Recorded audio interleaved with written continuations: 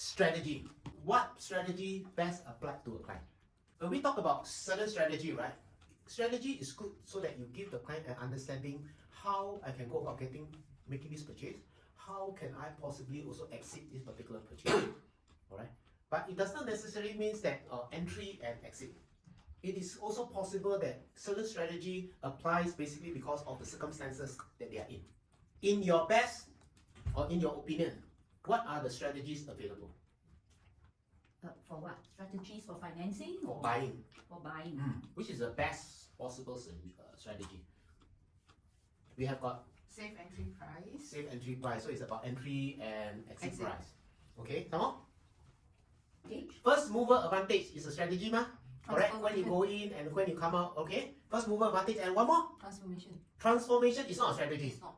Okay, transformation can be a first mover advantage as well also. Think about it, huh? Yeah. Because of the transformation, you understand like Paleba. Now you know, you can foresee that Paleba there's going to be a big change. You may want to put your money there first. Okay, can be a first mover advantage. Okay, good. Some We call it pioneer advantage for rental. Pioneer advantage. Okay, actually, Kongka like to see first mover advantage. They all like to use that. Okay, but anyway, it's a good way of pitching. This is also about pitching. Strategy is also your way of pitching to a client, so that they feel that, okay, I got a plan. Real plan or not real one is also another thing. What about your new launch and resale? New launch versus resale. New launch versus resale. Maybe buy new launch or buy resale, which is better. Alright. So we have got first mover and okay. So namely, these three strategy. Let's discuss a little bit about it. Alright. Now, first and foremost, we talk about entry price. What is considered a safe entry price, in your opinion? When you're advising your client, this is important. It must make sense, right? What is a safe entry price? And you are buying lower than what, let's say if you're buying a new launch, Okay. and typically that new launch is actually lower than other surrounding new launches. Okay. It could also be even lower than maybe you're selling a freehold. It could also be very close to what the leasehold people are selling. Yeah, so there are various in that particular area. in the particular So again, comparison must be apple to apple it's like in the comparison. CMA lah. I mean yes. in that area. Let's say if an X area, it must be within the X area, maybe 500, 1 kilometer range. Yeah. So the size in itself does plays a part. Boutique development, generally the prices are lower. Okay, compared to a sizable development. So this one we understand very well. So again, when you're talking about entry price, we're talking about assumingly project X. The entry price is $1,900. The transacted prices over there is already $1,900, $2,000, or for that matter, $2,001. Regardless of the tenure, is already transacted. So what you're trying to say is that already the support line is even higher than your starting price. Not so straightforward. You can even compare to Pasir Ris 8. Although Pasir Ris 8 is a integrated development. Park Como can. Park Como, okay, nearby Park Como. Park Como is also a mixed development. The important thing is that when you are explaining to a client, there must be certain level of comparison. Right? The comparison being the surrounding, like for like, apple for apple type of comparison. When you have that versus those that are surrounding, you just think back. 3 years down the road, 4 years down the road, 5 years down the road, when time for you to exit, you already have a great advantage over the rest. Simple reason is, at 2001 those who have purchased, or at $2,000 those who have purchased, versus you bought at 2009 or 2008 for that matter. Obviously their exit price has to be higher than you in order for them to even break even. Let's not talk about make money out of it. Okay, just to break even. So on that basis, we all are very afraid of this word called being a sucker. Whether we like it or we don't like it, right? A lot of buyers are very worried. People say, oh, you're a sucker to go and buy like that, so expensive, blah blah blah, and all this kind of thing. But it's not about being a sucker. The thing is that certain people buy because they like it. I just like to buy, I just like the area I buy all. People make comment. Some people are rather insensitive. They will just shoot off their mouth things that they should have kept to themselves, or forever take to the grave, or whatever it is you call it to be. It is a fact, right? But the important thing is you do have an advantage when your entry price is below those of the surrounding. Okay, and more importantly, even if your entry price are on par with the surrounding, don't forget the other aspect of it that you can look at is the tenure. Surrounding may be a 99 years lease. You have a 999 or a freehold, you know that you have got a long runway versus those with the 99 years leasehold. Okay, these are the other part of it. The third part of which is also some projects has already been launched. Maybe 1 year, 2 years, 3 years ago. So their runway for price, so-called capital appreciation, has already trimmed down to bare minimum. There are not much runway to go. Or for that matter, they already hit the end of the runway. Whereas as a new project launched, you have got a fair bit of a runway to go. You still got some runway to go, right? Depending on the response of the development in itself. It's a good ground for justification of it, right? So when you're talking about entry and exit price as well also, when we talk about entry and it comes together. Entry and the exit comes together. Of course, your entry is lower, your exit can be lower than most. You still make money. Alright? But if those who have bought $200, $300 higher than you, they would have to exit $200 or $300 higher than you. It is very straightforward. Okay? That $200, $300 will give you a lot of room to maneuver. That $200, $300 for that matter will also give you an advantage when you talk about finding a tenant. Don't forget, if I buy at 2 million versus you bought at 1.8 million, in terms of rental, you can actually lower your rental a little bit, right? To so-called cover your installment or whatever it is, or to give you a higher yield. If let's say we rent out at the same price, obviously your yield, who has got higher yield? The 1.8, the 1.8, right? Yeah, versus the 2 million. So you actually have got room to maneuver. Okay? So now, exit price is also something that depends on the urgency of the client, the urgency of the seller. Earlier on, remember when I say what is the purpose of your purchase? Okay, the purpose of your purchase is say that, oh no, I'll be staying here, I will be, I'm going to invest here and things like that. So invest and stay is two different things altogether. Stay, you can stay as long as 5-10 years.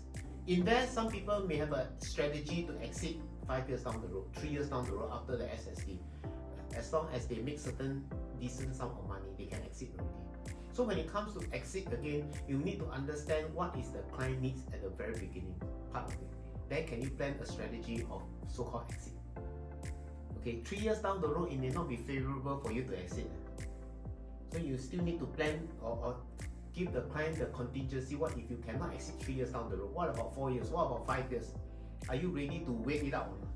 Because for any strategy to work, all your contingency must be in place.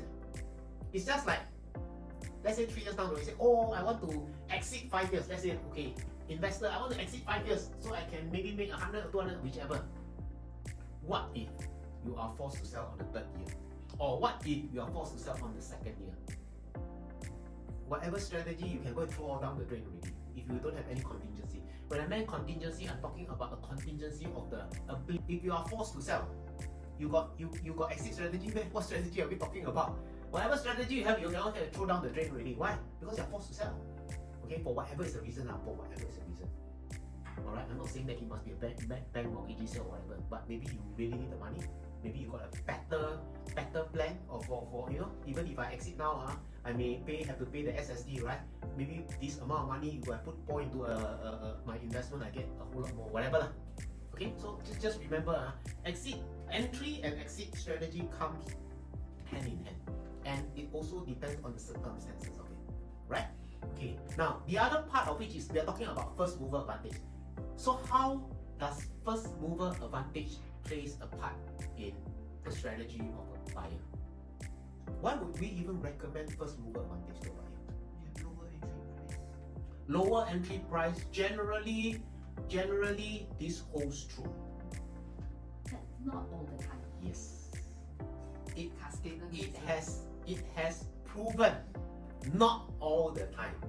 So unfortunately, those people who were gung-ho enough to go in, like in the case of Cascadian, it's all about cut straight away from $700 PSF down. It's a hell of money. Okay? But no choice. In Singapore, let's be honest, in general, OCR, RCR, generally this holds quite true. Okay, generally this holds quite true. But CCR is a very different segment of the market. It's a luxury market. It's a luxury market, so it can have different impact. The impact can be very different. I am a multi-millionaire. What's the big deal? I'm a billionaire. What is the big deal of losing $10 million? Right? Dyson has already proven to you. It is about circumstances, right? They are also governed by certain circumstances whereby they need to execute certain numbers of sales before this loan can be, construction loan can be extended to them. It is a fact. Not all developer has a deep pocket to finance the construction 100% on their own. Really heard of many so-called mass market project or big developments that developer actually finance 100% on the construction. Very, very rare. Okay, very, very rare. So you need to understand. What is the figure that developers need to Oh, it depends, okay? There is no what you call hard and fast rule on this particular number. It depends on the bank's relationship with the developer themselves as well also. The developer has been a good payer, then it's not an issue. Alright? Maybe 20%. But if the track record of this developer is not so good, they may even want them to say, okay, I want you to hit 40%. May not be 30%, it can be 40% as well also. So it all depends. Okay, it's just like credit bureau, right? If you want to take a loan, the bank also assess, this fellow, a lot of credit card loan, mine right? Something like that. Alright, okay? And so first mover advantage, you all also must understand. While it works in general for the OCR, RCR market, CCR market may not hold true all the time.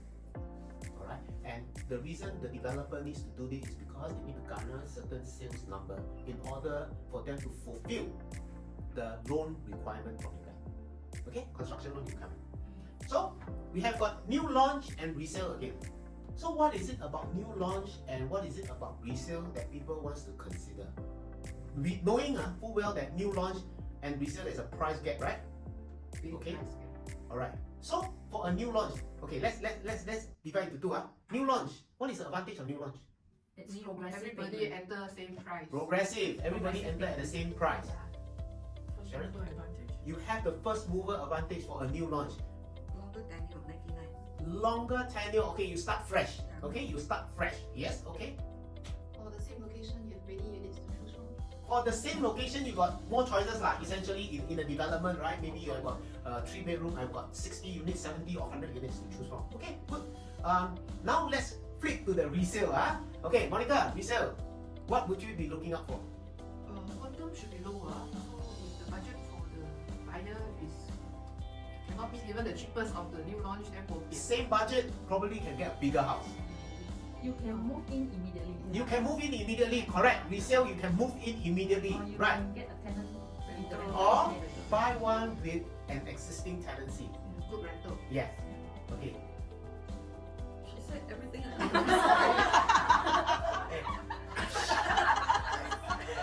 Visualize and imagine from the existing shop. Okay, very good. Actually, it's very good. Yeah. Resale, right? Literally, you can see What You you get get. lah. what you see is what you get. So you are not clouded by the fact that wow, so well designed, so Nice nice, idea. and end of the day the reality hits you. Okay, so yes, it is true. To a large extent, it is true. Okay, someone, Xavier, Got one more. right? Normally resale you have bigger. Resale is bigger. The new houses are getting smaller and smaller. Okay, and smaller. understandable. For the same amount of money, you can get a bigger unit versus a new launch generally smaller. Like nowadays, 1,000 square feet, they squeeze 4 bedrooms. You know, for new launch, 4 bedrooms. 1,000 square feet resale is 2-3 bedroom at most, So right? time has changed. I think we need to understand that we are living in an area, in a country whereby land are so scarce. We previously nobody want to stay in HDB. Eventually, everybody had to stay in HDB. No high rise. Eventually, have to stay high rise. Got no choice. Next time we go underwater already. But you and me won't be around, that's for sure. What else more would you consider for a new launch versus a resale? When capital, I think appreciation generally is better for a new launch Why? because everybody enters at about the same price. Everybody enters about the same time, so there is a support level at X amount of price. And I think the price is staged up by the developer for you. Very good. The price is staged out by the developer. Why? Again, on just now when we talk about first mover advantage, why did the developer need to price it to the market so that they garner certain numbers? It's because, right, of the certain requirements by the bank in order for them to grant them the But they're loan. still profit making, so they still have to Yes. take it back. So now previously I forgot a little bit of profit. Now it's about time for me to garner that my Recover, profits. yeah. Recover my profits. Okay, good. Some more? No need to renovate. Brand new, no need to renovate. Need to lah, little bit here and there lah. Come on, don't tell me. Not major one. Not major one lah. But again, resale there are got a lot who New one are lah, very new well one. renovated, very nice one eh. Yeah, but they will build that into the price. Oh, they will build that into the price. Very well said. Okay. Some more? If you're looking to rent, Mm. they tend to attract tenants. If you are looking to rent, which one are you talking about? New ones. They attract tenants. It is a fact. Higher rental. Yes, generally it's higher rental and you tend to attract tenants. And this Better. prefer new ma, Exactly. with the same price. It's just not about the house being new. Actually, it's also about the facilities, Facilities, everything yeah, is also newer newer. facilities. Some more One significant difference, new launch and resale. One very, very significant difference. Space utilization. No, we talk is about dollars and cents. Dollars and cents, Mm. capital appreciation. Aggressive payment. MCST. Correct. Just No, mention you're already, talking progressive payment. progressive payment versus full payment. Payment, yeah. There's a lot of difference. Especially in high interest rate environment. Correct. The high interest rate, why over the last 2-3 years, right, it was tilted towards the new launches? Because a lot of buyers who prefer to wait out the what you call the interest, the high interest rate environment till later on by the time TOP, hopefully you come down. This is also definitely a sort of a strategy, right? Instead of paying the full interest now, you just pay partial, small little portion of the interest rate. Okay. So again, is there a so-called best strategy? Is there a best strategy? You mean between new launch versus resale? No. When we do a comparison between all of this, any form of comparison, right? I compare entry exit strategy versus first mover advantage versus new launch and resale. I think before you begin with any strategy, you must first understand the needs of your client. Yes. I think it's important. Then you go and think about this strategy. Very good. This is what I want you all to drive at. Before anything else, before you go out and say that this is the best strategy, the best strategy is to understand the client needs. That's actually the best And strategy. what works for him lah. Which is very, very true. Alright? Sometimes and unfortunately without understanding we keep pitching, oh, first mover advantage. We keep pitching, wow, exit strategy, wow, the price strategy. We keep talking about new launches. Let's be honest, even if the price is at 1,500, I don't have money. What strategy also don't need to talk? Right? What strategy also? So yes, like I say, all this strategy is a good strategy. It depends on the need of the client. Where the needs of the client is very clear, then this strategy you can apply. Alright, depending on the needs of the client. Alright, so again, like I say, there's no such thing as the best strategy. The best strategy is to understand the need of the client. That would be the best strategy.